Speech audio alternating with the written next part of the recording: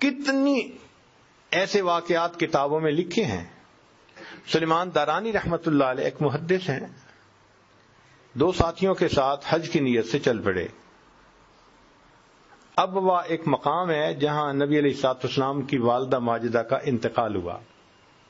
یہ لوگ وہاں پہنچے تو انہوں نے سوچا کہ دیکھو ہمارے پاس جو کھانا تھا نا، را مٹیریل، وہ ختم ہو چکا، اور آگے کافی آگے تک ہمیں پھر نہیں ملے گی کوئی چیز.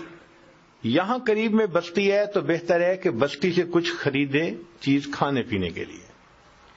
تو 2 ساتھیوں نے کہا کہ اچھا ہم جا کے لے آتے ہیں، تم ذرا خیمے میں ٹھہرو. یہ اکیلے رہ گئے. اتنے میں ایک عورت بکریاں چرانے والی آئی.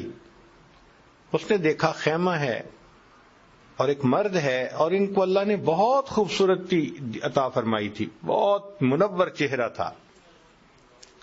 تو وہ قریب ہوئی اور اس نے کہا مجھے سیراب کر دو.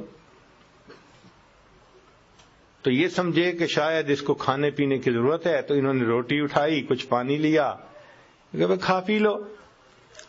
جب وہ دینے لگے تو تب اس نے وضاحت سے بات کی کہ نہیں، جو عورت مرد سے چاہتی ہے مجھے وہ چاہیے.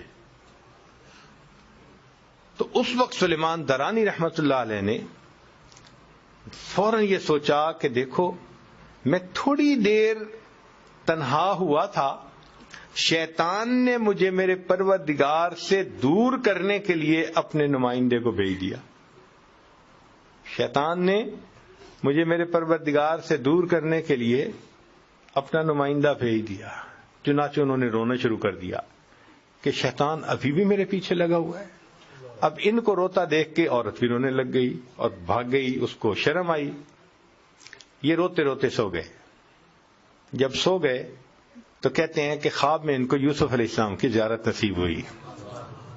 تو سلیمان دارانی رحمت اللہ علیہ بڑے خوش ہوئے کہ مجھے آپ کی زیارت نصیب ہوئی، اور آپ نے تو بڑا ہی کمال کیا کہ پھر اس نے کہا تھا عورت نے، عزیز مصر کی بیوی نے، کہ ہی تلک، اور آپ نے کہا تھا معاذ اللہ، بچ گئے.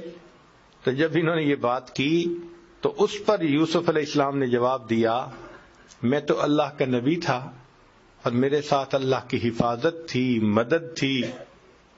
یہ اتنی بڑی بات نہیں تھی.